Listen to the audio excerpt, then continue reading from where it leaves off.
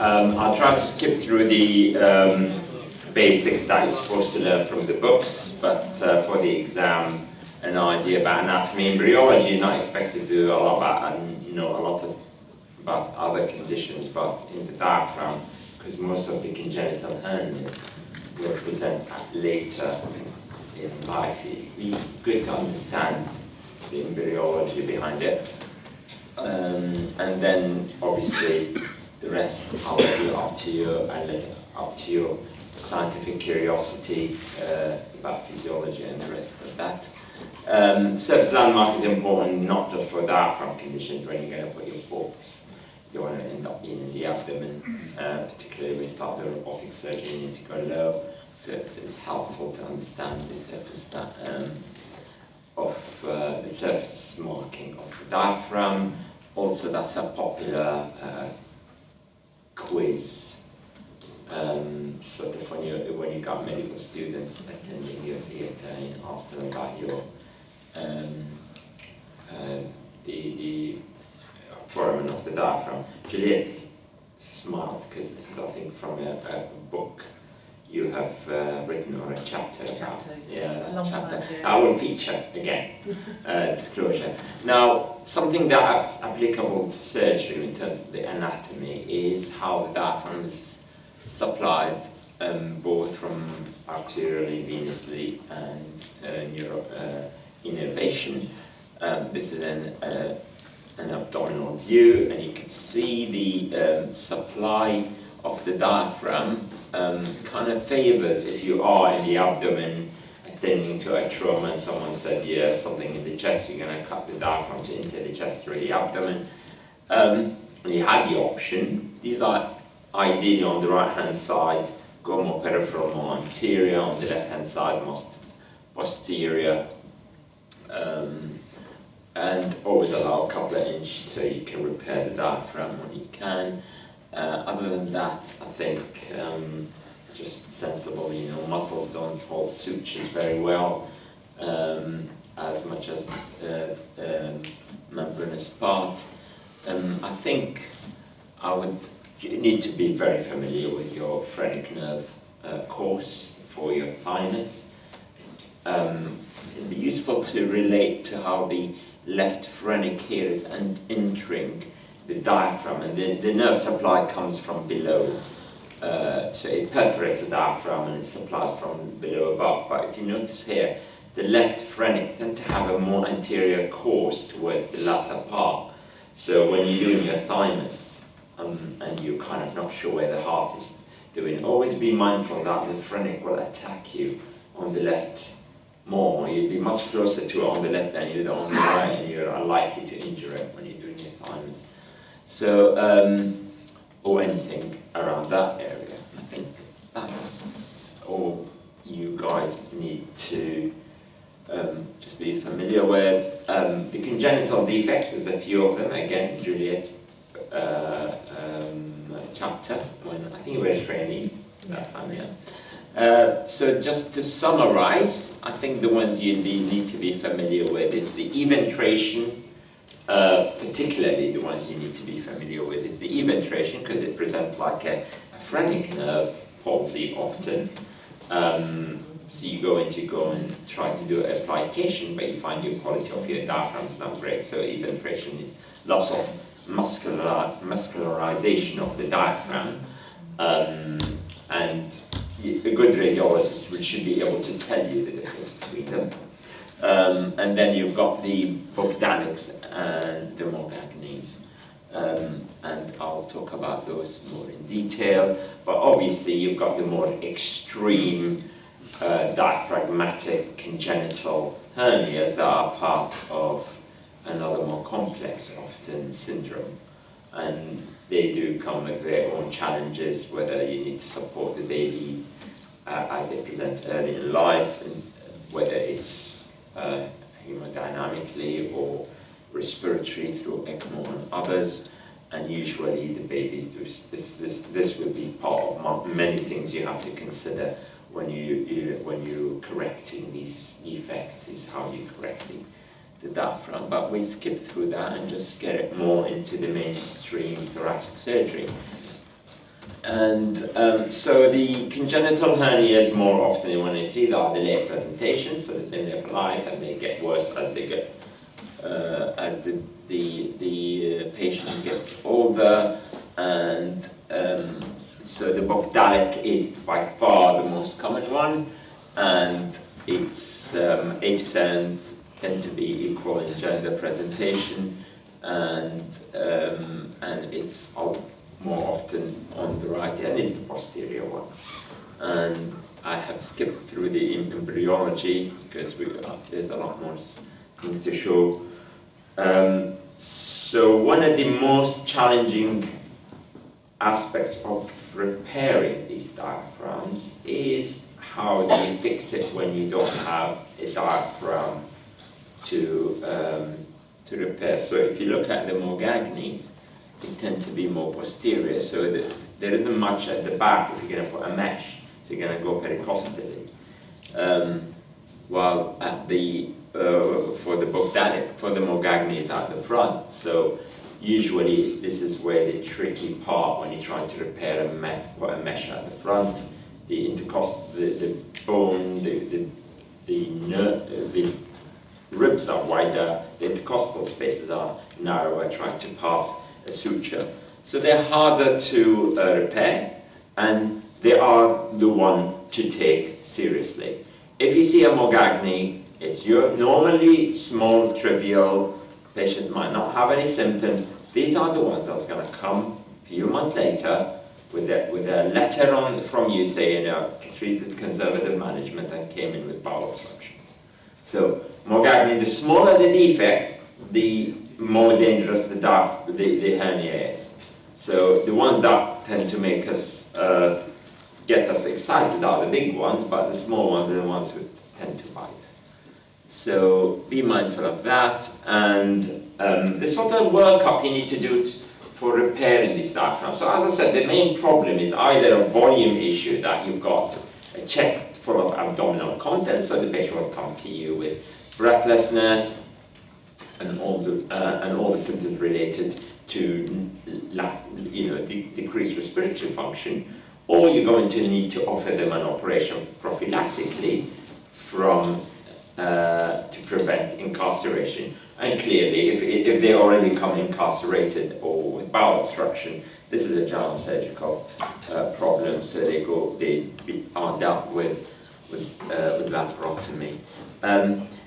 In general principle, your best way to repair a hernia is from the abdomen. It's one of those things, it's at the fence, it's slightly difficult to establish which way to address the diaphragm. We've got two major conditions. Plications for palsy, and hernia is the other condition. So the hernia, try to address it from the abdomen more often than the chest, because it's often is a bowel issues you have to deal with. And the general surgical approach to that is something that all hernia surgeons use, is something called the double crown technique. And the idea is you would put a tension-free mesh, and you would want to have an area of contact between the mesh and the tissue to prevent recurrence.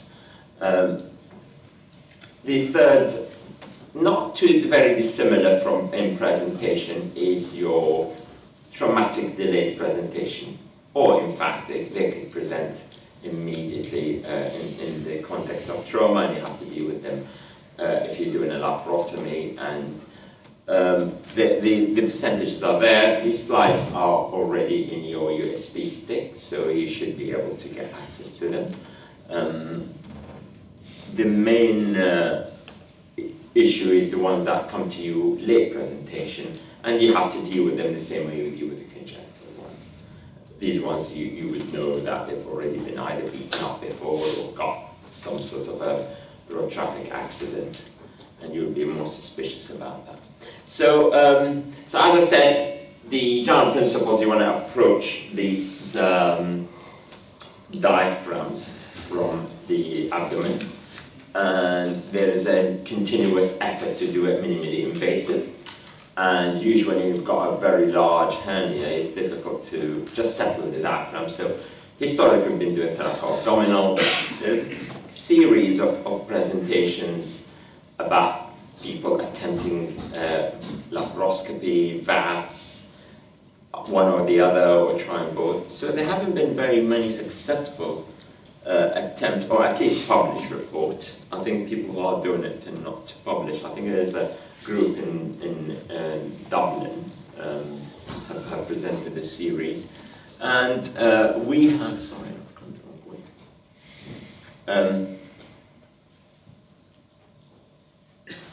I'm going, wait, that's why. Okay, so, and when I started here, there was well, we were doing a couple of those, and they used to stay long, and we thought, well, how we could address this. So I sat with the upper GI surgeon and said, okay, what would stop you from doing it from the abdomen laparoscopically? And having a discussion with them, they're quite happy putting all the bowels down. They're quite happy putting mesh, do laparoscopic suturing, but there are two areas that they always find difficult, and in fact, we got called once when they tried to put their mesh nearer the heart, end up stapling into the heart, patient tamponaded. So we worked out that it'll be a collaborative effort, so we don't get called when the situation is really bad. So we find a way to let them do the bit that they do the best, which is suturing the defect all around here.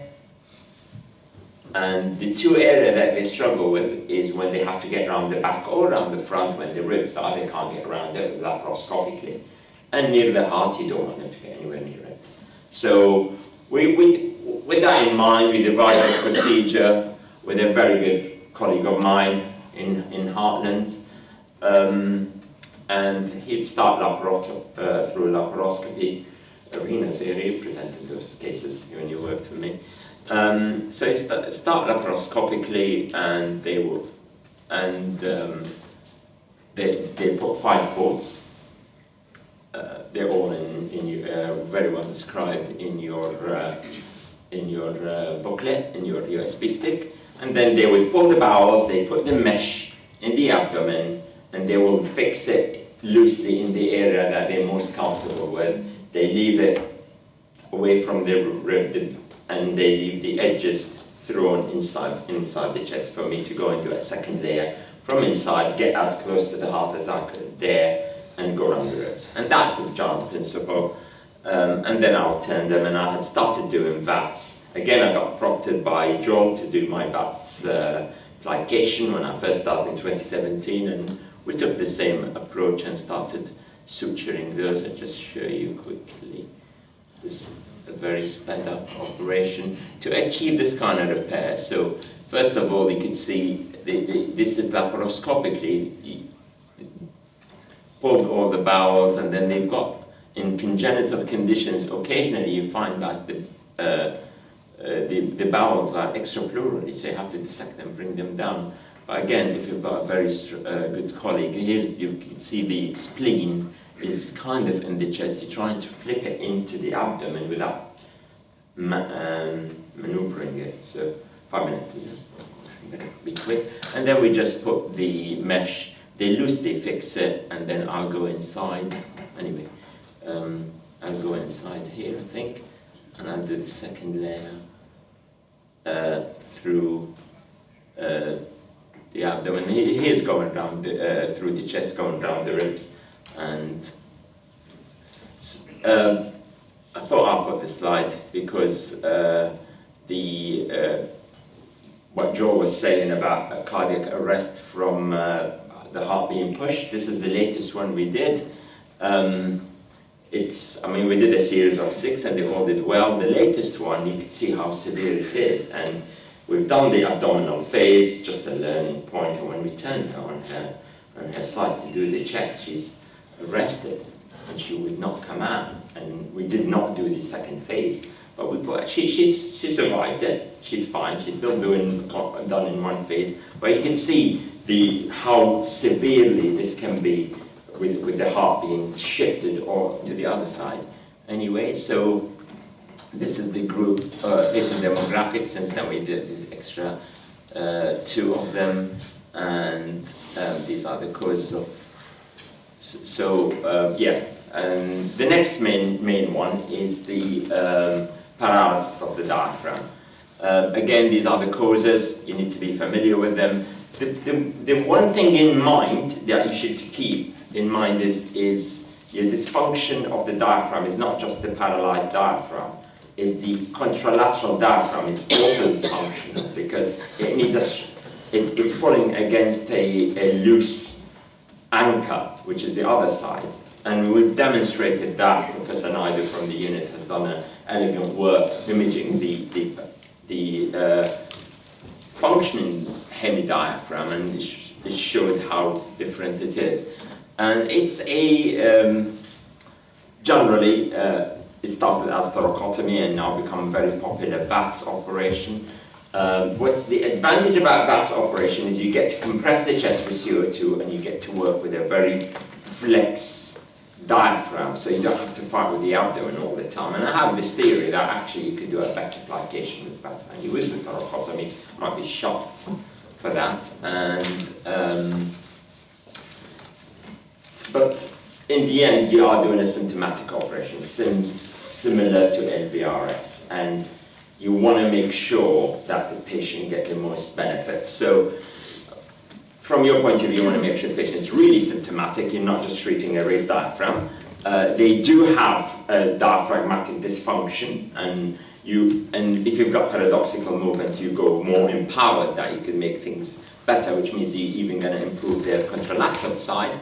And finally, you want to show that the lung function gets affected one way or the other, and what's better than a supine and an erect lung FEV and FEV1 and FVC. And we looked at the data when we adopted this method, along with having objective assessment of their function, of their breathlessness, and we found that MRC has improved significantly in this group of patients of the series that we've done through VATS only, and since then we moved away from VATS to RATS. And then again, in terms of the lung function improvement, there was a tendency in the small group of patients that we had since I've got prompted by Joel. But the most interesting finding for me is why FEV1 is improving. FVC, we understand FVC would improve if you titrate the diaphragm, but why FEV1 improves better? The diaphragm is still not moving, and this is just to confirm that your functioning hemidiaphragm works better in a plicated diaphragm, and you can see that the improvement in FEV1 is often better than FVC, although we tend to look at FVC. So I think plication is a good operation. I would strongly recommend VATS as a procedure because, as I said, you get to compress the chest and you do a good plication and under tension free, and you tend to be able to tighten the diaphragm down. Some people will tell you, well, you are suturing through the diaphragm, and how do you know you're not injuring the bowels underneath? And that was the advocates of doing thoracotomy, open the diaphragm, do a double-breasted repair. But Joel's published 50 of his cases. I don't think you've reported any injury to the bowels in them. I've read it. Definitely not reported it. Never reported it, and I trust you. And I haven't had any of those either. In fact, I was so paranoid about it. I once done one really, really bad. So I've had it since he was 7. He was 77 when I plicated him. And I just got so paranoid that I told the jaw surgeon to put a camera in the belly and show me what happens. So they did that, and all you see is another second stomach, which is the plicated diaphragm. You know what is that? Is that pouch? And but nothing. The bowels are always very difficult to catch because the diaphragm tends to be very thick, and if you're sensible in your bites, you'll be fine. So these are the two different techniques in VATS or the double-breasted. Again, they are in your slides, just in your USB. And these are some pictures from Jones, I think, article, and this is the, I think this is the biggest series on VATS that there is out there, VATS plication. And again, it showed what we have shown, improvement in MRC. A little novelty, some of you who did this course probably would know about it. What is the relevance of a horse and Superman? How is that relevant to this talk?